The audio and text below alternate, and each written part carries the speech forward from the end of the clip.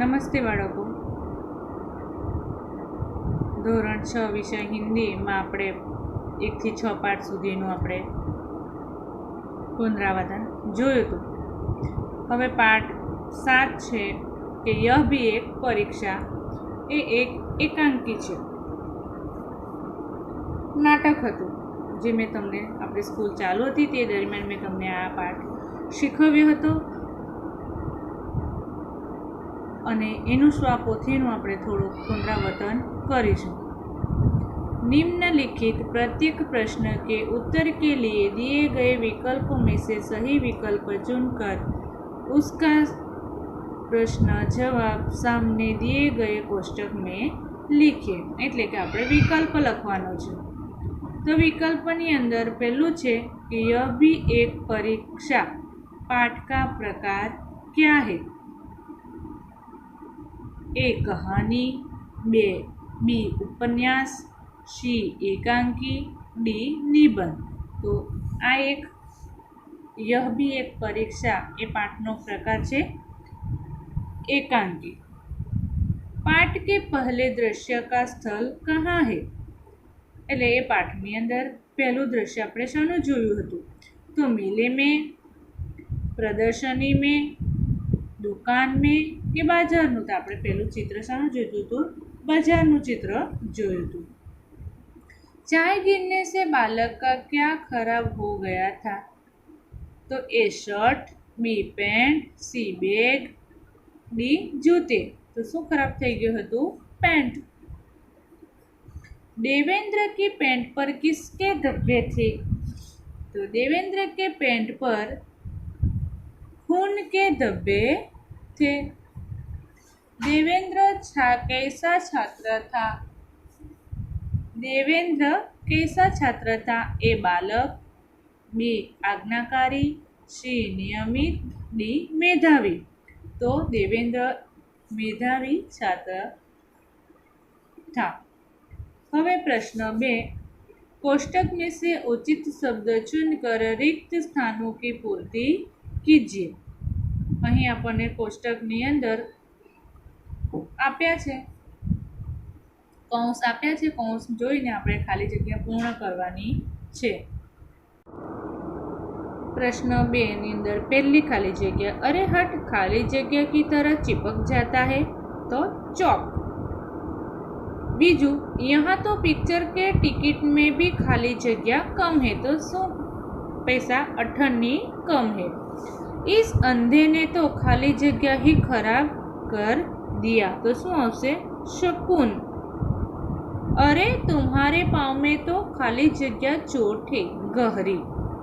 वह तो प्रथम खाली जगह में उत्तीर्ण होने वाले छात्रों में से है. तो श्रेणी, प्रथम श्रेणी में उत्तीर्ण होने वाले छात्रों में से है. छठू, इंसान की खाली जगह इस परीक्षा से बहुत बड़ी और कीमती है. तो इंसान की जिंदगी इस परीक्षा से बहुत बड़ी और कीमती है. प्रश्न 3, सही वाक्यांश चुनकर विधानों को पूर्ण कीजिए. पहलू है कि एक बालक खाली जगह अ हाकर से टकराता है, ब भिखारी से टकराता है, क एक चाय वाले से टकराता है. तो शू आवशे? एक चाय वाले से टकराता है. एक बालक चाय वाले से टकराता है.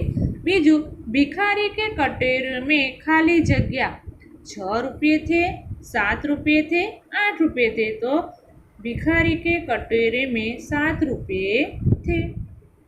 त्रीजू, देवेंद्र का रोल नंबर खाली जगह तो कमरा नंबर 4 में था, कमरा नंबर 3 में था कि कमरा नंबर 5 में था. तो एनो रोल नंबर कमरा नंबर 4 में था. बाळको तमारे आ पुनरावर्तन नोटनी अंदर सारा अक्षरे लखवानुं छे. तमे स्क्रीनशॉट पाड़ी लेजो. स्क्रीनशॉट पाड़ीने प्रश्न 1, प्रश्न 2 અને પ્રશ્ન 3 લખવાનો રહેશે.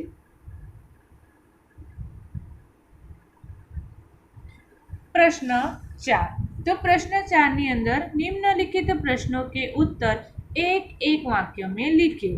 तो पहला प्रश्न है कि बालक ने भिखारी को पैसे क्यों नहीं दिए। तो एक भिखारी હોય છે જે એક બાળક પાસે પૈસા માંગે છે કે મુझ कुछ રૂપિયે મને કંઈક પૈસા આપો, પરંતુ બાળક તેને પૈસા આપતો નથી। પરંતુ કેમ આપતો નથી, તો એનો આપણે જવાબ જોશું કે બાलक ने भिखारी को पैसे नहीं दिए क्योंकि उसे पिक्चर देखनी थी जिसके टिकट में भी 18 कम पड़ रही थी। એ બાળકને પિક્ચર જોવા જવું હતું, પરંતુ પિક્ચર જોવા માટે પણ ટિકિટના પૈસામાં પણ એની પાસે 18 રૂપિયા ઓછા હતા। બીજું, बूढ़े भिखारी से कौन टकराया। तो बूढ़े भिखारी से साइकिल सवार बालक टकराया। बूढ़े भिखारी की मदद किसने की। तो बूढ़े भिखारी की मदद देवेंद्र नामक एक विद्यार्थी ने की। सबसे बड़ा कर्तव्य और कर्म क्या है। तो इंसान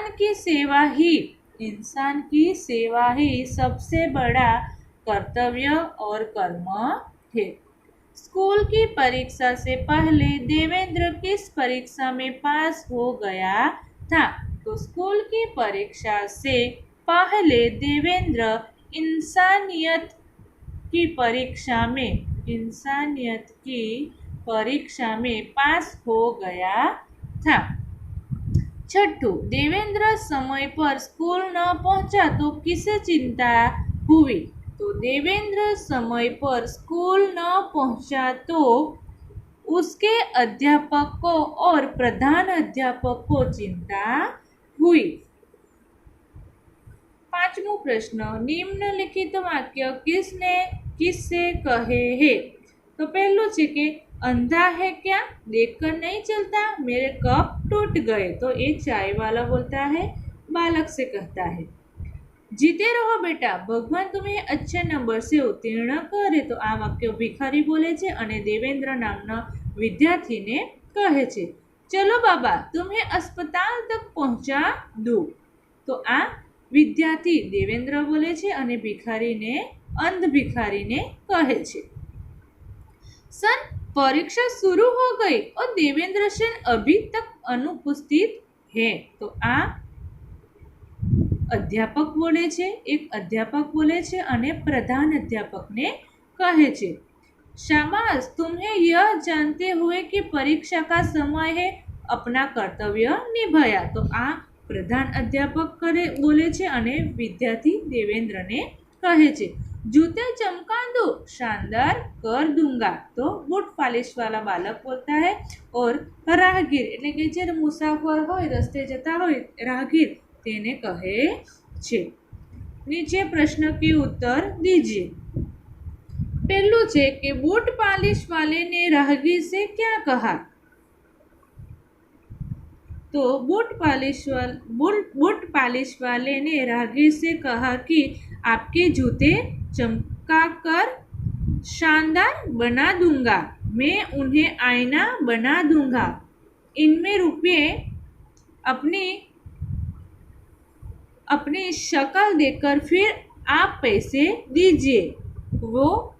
वे भी सिर्फ 2 रुपये। के छे बूट पालिश वालो के मैं तमारा चंपल बूट एकदम सरस मजाना चमकावी दईश, शानदार बनावी दईश, आईना जेवा एटले के अरीसा जेवा एकदम ચોખ્ખા बनावी दईश। तमे पछी मारी शकल जोईने मने पैसा आपजो। तो पण केटला 2 रुपया। भिखारी के कटोरे में क्या क्या था। तो भिखारी के कटोरे में कुछ पकौड़ियाँ थी, अमरूद थे, रोटी के टुकड़े और कुछ रेजगारी थी, एटले के छूटा पैसा हता। देवेंद्र भिखारी को अस्पताल क्यों ले गया। तो अंध भिखारी को किसी ने साइकिल की टक्कर मार दी थी, उसकी टांग में गहरी जख्म हो गया था, वो सड़क के बीचों बीच पड़ा था, उसे तुरंत इलाज की जरूरत थी, इसीलिए देवेंद्र भिखारी को अस्पताल ले गया। बाळको आनो पण स्क्रीनशॉट पाडीने आने पण सारा अक्षरे नोटनी अंदर लखवानुं छे।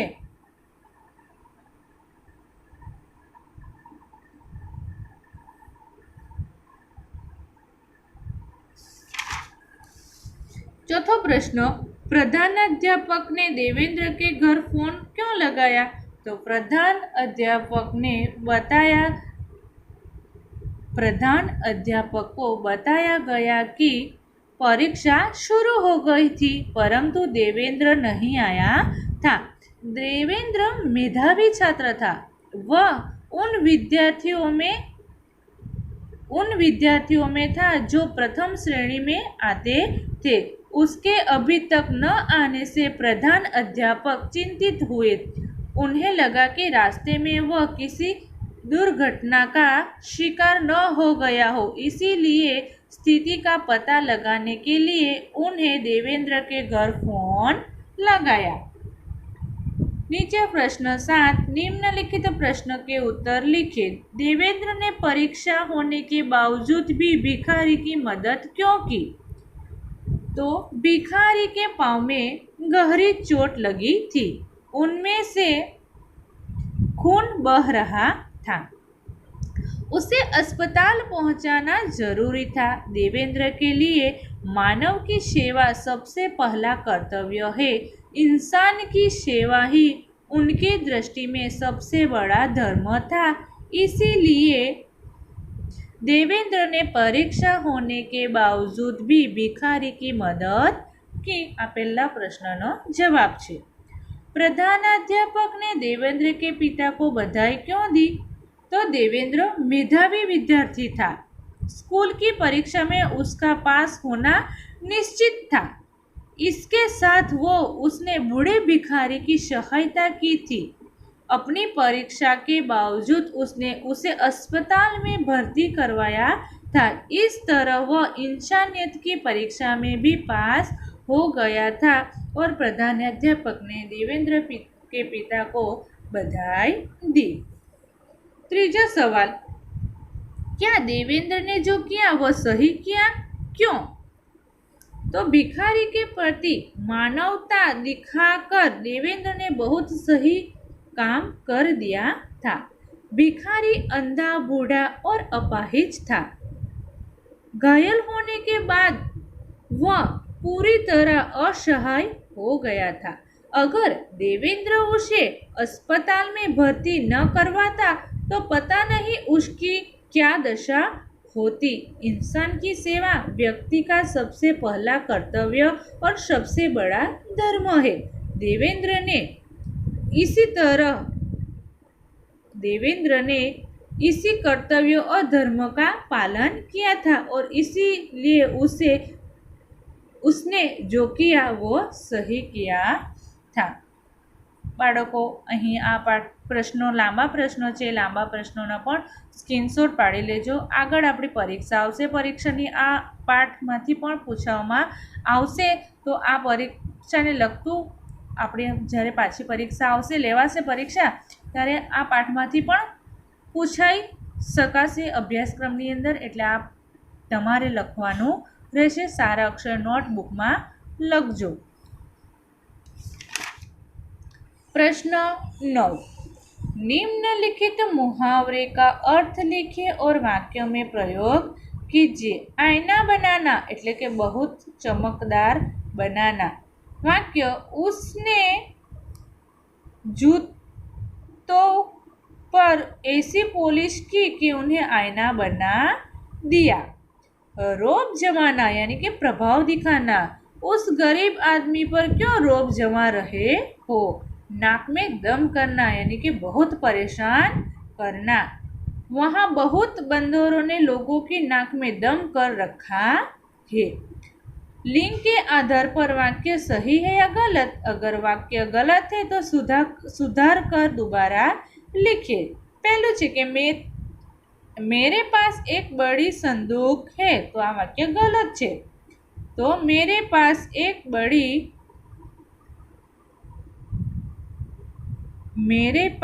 एक बड़ी संदूक है, तो संदूक ना जगह पर शू आवशे? बंदूक। मैंने अहमदाबाद से अंबाजी की टिकट ली। सही, मैंने अहमदाबाद से अंबाजी की टिकट ली। रावण के साथ युद्ध में राम का विजय हुआ। सही। रावण के साथ युद्ध में राम का विजय हुआ। मैंने पुस्तक खरीदी। सही। मैंने पुस्तक खरीदी। रमेश की स्कूल विशाल है। गलत। रमेश का स्कूल विशाल है। आपकी आवाज मधुर है। सही। आपकी आवाज मधुर है। रोहन को क्रिकेट खेलने में बड़ी मजा आती है। गलत। रोहन को क्रिकेट खेलने में बड़ा मजा आता है। हमें पौष्टिक खुराक लेना चाहिए। गलत। हमें पौष्टिक खुराक लेनी चाहिए। मैंने एक सुंदर तस्वीर देखा। गलत। तो मैंने एक सुंदर तस्वीर देखी। आज भारी बारिश हुआ। गलत। तो आज भारी बारिश हुई।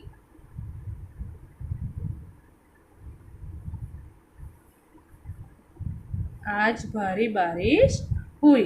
निम्नलिखित वाक्यों का वचन परिवर्तन करके वाक्य फिर से लिखिए।